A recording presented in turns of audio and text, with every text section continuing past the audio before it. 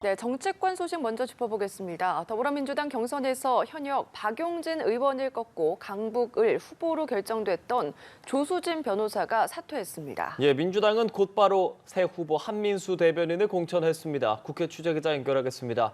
이은정 기자 나와주시죠. 네, 민주당은 조수진 변호사의 낙마로 공석이 된 서울 강북을 후보로 한민수 대변인을 전략 공천했습니다. 강민석 대변인은 당무위원회와 최고위원회의 권한으로 서울 강북을 후보를 의결 및 인준했다고 밝혔습니다. 앞서 다수의 성폭력 피의자를 변호한 이력으로 논란에 휩싸였던 조 변호사는 심야 SNS를 통해 완주한다면 선거 기간 이 논란은 계속될 것이라며 후보직을 내려놨습니다. 다만 이 지역 현역이자 2번이나 경선을 치른 박용진 의원의 공천은 최종 불발됐습니다. 예, 총선을 19일 앞두고 있습니다. 선관위 후보 등록 오늘 마지막 날이죠. 현황 어떤가요? 네, 오늘은 22대 총선 후보 등록 마감일입니다.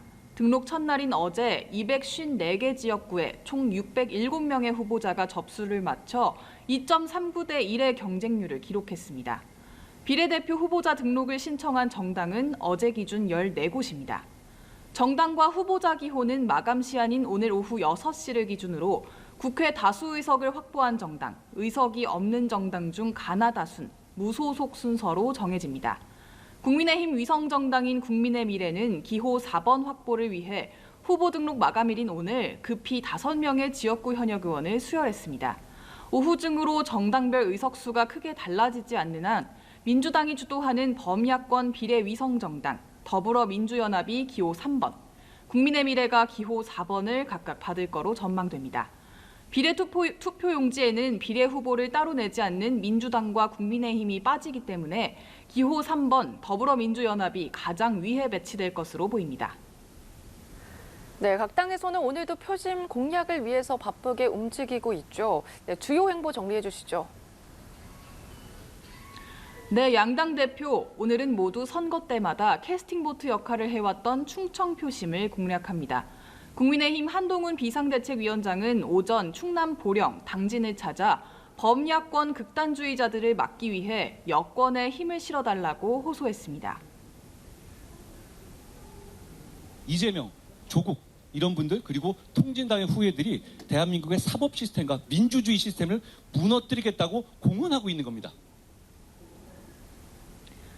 더불어민주당 이재명 대표는 이틀째 충남을 찾아 여권 인사들의 친일 논란을 언급하며 친일 심판론을 띄웠습니다.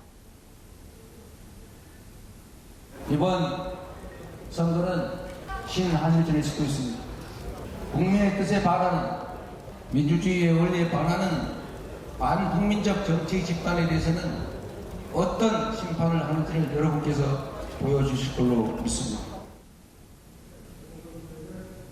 녹색정의당은 언론 관련 공약을 발표하면서 방송보도 심의를 전면 폐지하고 표현의 자유를 보장하겠다고 밝혔습니다. 개혁신당은 비례대표 1, 2번인 이주영, 천하람 후보를 총괄선대위원장으로 내세워 선거대책위원회 체제로 전환했습니다. 조국혁신당은 검찰의 민간인 불법 사찰 행위가 드러났다며 윤석열 대통령을 포함한 5명을 직권남용 등의 혐의로 공수처에 고발했습니다. 지금까지 국회에서 전해드렸습니다.